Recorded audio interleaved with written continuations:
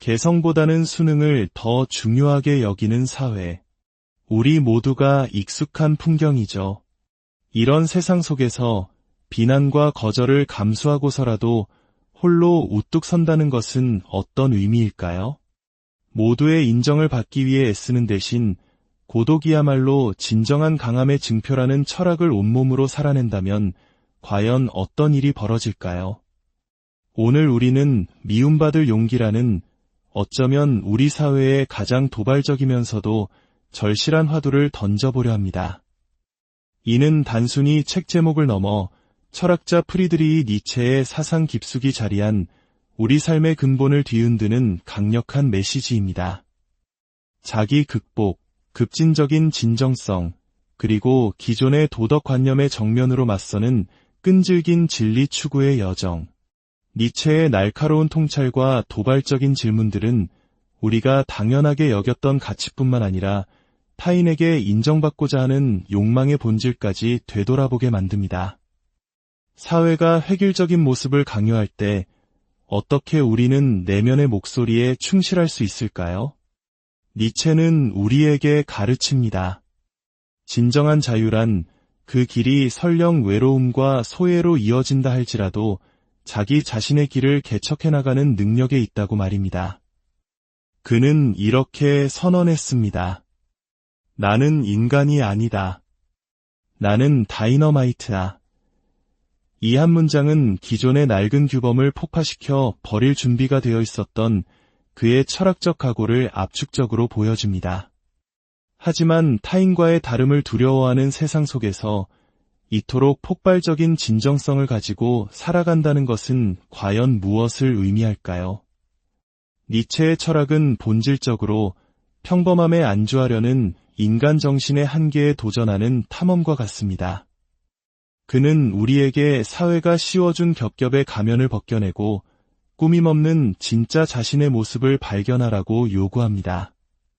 그리고 그 과정에서 우리는 독립적으로 생각한다는 이유만으로 미움받게 되는 역설적인 상황과 마주하게 됩니다. 타인에게 인정받고 싶은 인간의 본능적인 욕구와 나 자신의 진실을 굳건히 지켜야 한다는 소명 사이에서 우리는 어떻게 균형을 잡아야 할까요? 니체의 대답은 단호하면서도 깊은 영감을 줍니다. 집단의 기대라는 숨막히는 무게에 짓눌려 사느니 차라리 당당하게 홀로 서는 것이 낫다고 말입니다. 니체가 실천했던 철학의 본질을 생각해 보십시오. 그것은 기존의 모든 가치에 대한 끊임없는 질문이었고 사회적 안일함에 대한 가차없는 비판이었습니다. 그의 사상은 우리에게 편안함을 제공하지 않습니다. 오히려 우리가 물려받은 모든 생각과 신념의 의문을 제기하라고 촉구합니다. 그대가 되어라. 이 간결한 외침은 우리 각자가 대중의 의견을 거부해야만 하는 고독한 자기 발견의 여정을 떠나도록 이끕니다. 이 말은 우리에게 도전적인 질문을 던집니다. 진정으로 나 자신의 정체성을 소유한다는 것은 무엇일까요?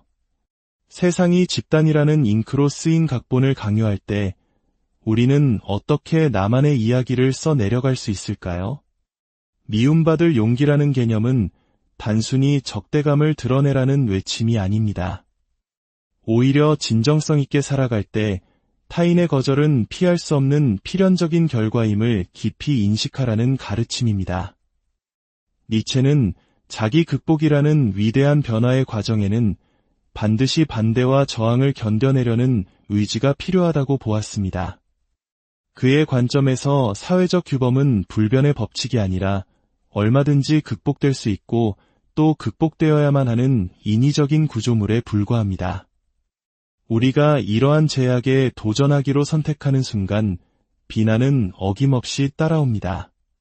하지만 니체의 글이 보여주듯 진정성의 대가는 피상적인 인정으로 측정되는 것이 아니라 자신만의 운명을 추구할 수 있는 자유 그 자체로 측정되는 것입니다. 그렇다면 무엇이 한 개인으로 하여금 그토록 따가운 비난의 시선을 견디게 만드는 것일까요? 그것이 단순히 완고한 자존심일까요? 아니면 더 깊은 실존적 결단에서 비롯되는 것일까요? 니체는 우리에게 두려움의 근원을 파고들라고 말합니다.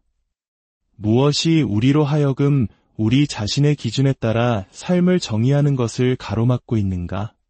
그의 철학적 접근은 내면의 힘을 기르고 외부의 평가에 대한 의존을 거부하며 자신만의 독창적인 비전이 가진 변화의 힘을 신뢰하라는 강력한 요청입니다.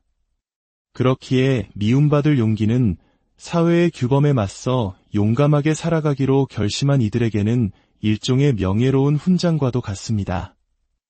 이러한 사상은 니체 철학의 핵심 개념인 위버맨시, 즉 초인의 개념과 깊게 연결됩니다. 초인이란 사회가 부과한 한계를 뛰어넘어 무질서한 존재의 카오스 속에서 스스로 새로운 가치를 창조해내는 인간을 의미합니다. 초인은 전통적인 도덕이나 관습적인 기대에 얽매이지 않습니다. 오히려 삶의 목적을 잃어버린 세상에서 의미를 창조하는 창조자입니다. 이러한 관점에서 볼 때 미움을 받는다는 것은 실패의 증거가 아니라 기존의 가치를 뒤엎는 가치의 재평가라는 어려운 과업에 매진하고 있다는 신호가 됩니다. 그렇다면 위대해진다는 것은 곧 오해받는다는 의미일까요? 니체는 그렇다고 말하는 듯합니다. 이는 수능이 주는 안락함과는 극명한 대조를 이룹니다.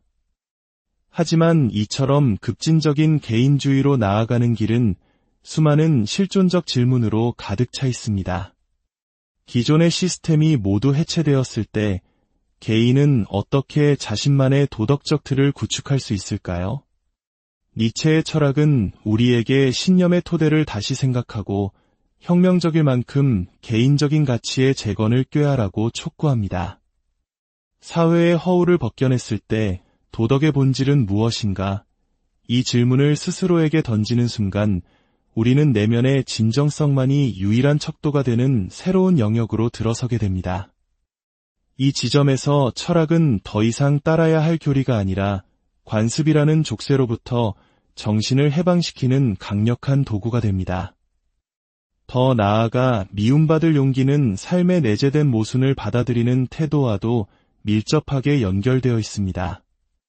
니체는 인간의 존재가 고통과 기쁨, 절망과 승리라는 실로 짜인 하나의 거대한 직물과 같다고 인식했습니다. 그의 관점에서 삶의 쓰라린 진실을 기꺼이 마주하려는 의지야말로 우리가 삶의 풍요로움을 온전히 경험하게 해주는 열쇠입니다. 우리가 비판과 역경으로부터 차단되어 있다면 어떻게 성장할 수 있을까요? 불편함과 씨름하는 과정이야말로 진정한 인격이 단련되는 용광로와 같습니다. 니체의 철학은 쉬운 길을 약속하지 않습니다. 오히려 우리 내면의 혼돈을 끌어안고 그 속에서 비범한 무언가를, 즉 존재의 소용돌이 속에서 피어나는 춤추는 별을 탄생시키라고 요구합니다. 내면의 혼돈에 대한 이 탐구야말로 니체가 남긴 위대한 유산의 중심입니다. 춤추는 별을 잉태하려면 자신의 내면에 여전히 혼돈을 품고 있어야 한다. 이 말은 우리 존재의 어두운 측면까지도 받아들이고 통합해야 할 필요성을 역설합니다. 우리가 오해받거나 심지어 미움받을 위험을 감수하며 스스로를 드러낼 때 우리는 비로소 심오한 개인적 변화의 문을 열게 됩니다. 내면의 소용돌이를 창조적인 에너지로 바꾸기 위해 무엇이 필요할까요? 니체의 답은 삶에 피할 수 없는 투쟁을 외면하는 것이 아니라 철학을 길잡이 삼아 폭풍속을 항해하며 정면으로 맞서는 것입니다. 이러한 도전이 갖는 심리적 차원은 매우 광범위하고 복잡합니다. 현대 심리학은 종종 정신 건강을 위해 사회적 인정의 중요성을 강조합니다. 하지만 니체의 사상은 이러한 통념을 뒤집어버립니다. 어쩌면 인정을 구하는 행위 자체가 진정한 자아실현의 가장 큰 장애물일 수 있다고 말입니다. 그렇다면 소속되고자 하는 인간의 타고난 욕구와 진정성 있게 살아야 한다는 내면의 명령 사이에서 우리는 어떻게 조화를 이룰 수 있을까요? 아마도 그 해답은 소속의 의미를 재정의하는 데 있을 것입니다. 관습적인 집단이나 이념에 소속되는 것이 아니라 맹목적인 합의보다 독립적인 사유를 더 가치 있게 여기는 뜻을 같이 하는 개인들의 공동체에 소속되는 것. 이런 의미에서 미움받을 용기는 모든 사회적 유대를 거부하는 것이 아니라 우리 자신의 방식대로 그것을 재구성하는 작업입니다. 예술과 문학의 영역에서 니체의 사상은 주류의 기대를 거부하기로 선택한 수많은 창작자들에게 영감을 주었습니다. 그의 철학은 반항에서 아름다움을, 고독에서 강인함을 발견하는 개인주의를 옹호합니다. 자신만의 독특한 비전을 표현하려 했던 예술가, 작가, 음악가들은 종종 익숙한 경계 너머를 보지 못하는 이들로부터 경멸을 받았습니다. 하지만 바로 이러한 비판을 견뎌내려는 의지야말로 가장 획기적인 문화운동의 원동력이 되었습니다. 그렇다면 혁신의 씨앗은 거절의 토양에서 자라나는 것일까요? 니체는 오직 미움받을 용기를 통해서만 과거의 한계에서 벗어나 새로운 창조의 시대를 열 수 있다고 말합니다. 더욱이 니체가 던지는 실존적 질문들은 현대 생활의 모든 측면에까지 뻗어 있습니다. 특히 소셜미디어와 즉각적인 피드백이 지배하는 오늘날 수능에 대한 압박은 그 어느 때보다 강렬합니다. 우리는 매일 무엇이 용납되고 무엇이 바람직하며 심지어 무엇이 정상인지를 규정하는 이미지와 메시지의 홍수 속에서 살아갑니다. 마치 보이지 않는 눈들이 우리를 항상 지켜보는 듯한 한국 사회의 눈치 문화 속에서 그 압박은 더욱 크게 느껴질 것입니다. 이러한 디지털 소음 속에서 의도적으로 비난을 감수한다는 생각은 비상식적으로 보일 수 있습니다. 하지만 니체의 비전은 우리에게 좋아요나 팔로워 수와 같은 피상적인 인기척도 너머를 바라보고 자기 결정이라는 투쟁 속에서 의미를 찾으라고 도전합니다. 좋아요와 공유에 집착하는 세상에서 진정성 있게 살아가는 대가는 무엇일까요? 끊임없는 디지털 감시 앞에서 우리는 내면의 자유를 되찾을 수 있을까요? 니체 철학에 따르면 그 해답은 자기 의존의 기술을 연마하는 데 있습니다. 외부의 평가로부터 독립된 내면의 삶을 가꾸어 나감으로써 우리는 군중과 거리를 둘 수 있는 힘을 얻게 됩니다. 이 과정은 지적인 엄격함뿐만 아니라 감정적인 용기를 필요로 합니다. 그것은 우리 욕망의 본질에 의문을 제기하고 우리의 행동이 진정한 내면의 부름에 의한 것인지 아니면 타인을 기쁘게 하려는 욕구에 의한 것인지를 성찰하게 합니다. 어떻게 우리는 이 두 충동을 분별할 수 있을까요? 자기 완성으로 가는 길은 끊임없는 성찰의 과정이며 철학적 탐구의 핵심인 질문과 재평가의 연속입니다. 사회적 규범이라는 안식처에 머무는 대신 니체는 우리의 잠재력을 제한하는 구조를 해체하라고 요구합니다. 만약 그대가 두려워하는 그 장애물이 실은 그대를 해방시켜줄 디딤돌이라면 어떻게 하겠는가? 그는 암묵적으로 이렇게 묻습니다. 이러한 관점에서 모든 저항 행위는 성장의 기회가 되고 미움받는 모든 순간은 개인적 진화를 향한 헌신의 증거가 됩니다. 이러한 접근 방식은 비판을 고통의 원천에서 재창조의 촉매제로 변화시킵니다. 물론 이 철학을 받아들이는 것이 쉽지만은 않습니다. 진정성으로 가는 길은 종종 외롭고 고립에 대한 두려움은 우리를 압도할 수 있습니다. 나 자신에게 충실하게 사는 행위가 가족, 친구 또는 공동체와의 단절로 이어진다면 어떻게 해야 할까요? 니체의 글은 간단한 해답을 주지 않습니다.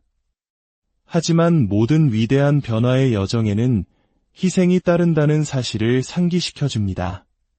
어떤 면에서 미움받을 용기는 성장의 과정 일부로서 고독을 받아들이라는 요청입니다. 그리고 그 수용 속에서 우리는 외부의 거절뿐만 아니라 우리 자신의 내면적 의심에도 맞설 수 있는 회복 탄력성을 발견하게 됩니다. 니체의 사상이 갖는 함의는 개인 심리학의 영역을 훨씬 넘어섭니다. 그것은 사회적, 정치적 영역으로 확장되어 수능에 의존하여 통제를 유지하려는 권력 구조에 도전합니다. 건강한 사회에서 반대 의견의 역할은 무엇일까요?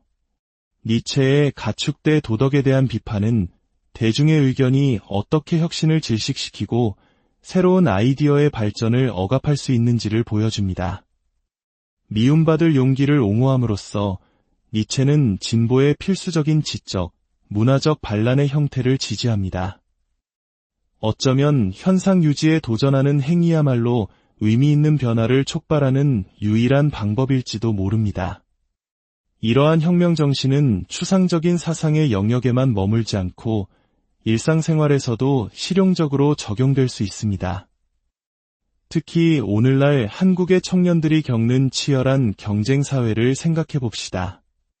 수많은 기대와 압박 속에서 독립적인 길을 개척하기로 결심하는 데에는 성찰과 용기, 둘 다가 필요합니다. 우리는 어떻게 사회의 무수한 영향력으로부터 진정한 자아를 분리해낼 수 있을까요? 니체의 철학은 비판적 자기 성찰과 미리 정해진 역할을 의도적으로 거부함으로써 그 길을 제시합니다. 그렇게 함으로써 우리는 관습적인 지혜의 단순한 메아리가 아닌 우리 자신의 경험과 열망을 반영하는 개인적인 도덕률을 구축할 수 있게 됩니다. 오늘 우리의 이야기가 여러분의 마음에 작은 울림을 주었다면 구독과 좋아요를 통해 더 많은 분들과 이 지혜를 나누는 여정에 동참해주세요. 여러분의 작은 움직임이 진정한 자신을 찾아가는 또 다른 누군가에게는 큰 용기가 될 수 있습니다. 여러분의 삶에 지혜의 빛이 함께하기를 기원합니다. 미움받을 용기는 고립된 이상이 아니라 예술, 윤리, 그리고 개인적 변화와 교차하는 다면적인 도전입니다. 그것은 힘과 취약성 사이의 거짓된 이분법을 해체하고 진정한 힘은 그 둘 모두를 껴안는 데 있음을 보게 합니다. 니체 철학의 핵심은 이대함으로 가는 길이 모순으로 포장되어 있다는 생각입니다. 어떻게 비판에 열려 있으면서도 동시에 자신의 신념에 흔들림이 없을 수 있을까요? 니체가 제안하는 해답은 외부의 판단에 굴하지 않는 회복 탄력성을 갖추되 새로운 통찰에 따라 진화할 수 있을 만큼 유연한 자아를 기르는 것입니다. 우리는 사회가 물려준 도덕적 처방들을 면밀히 검토하고 우리 자신의 생생한 경험과 이성적 성찰을 바탕으로 그것들을 처음부터 다시 쌓아 올려야 합니다. 그렇게 함으로써 우리는 미움받는 행위를 창조적 재창조의 기회로 전환시킬 수 있습니다. 비판을 위협으로 보는 대신 우리가 진정한 자신이 되기 위해 넘어서야 할 사회적 규범을 비추는 거울로 보게 되는 것입니다.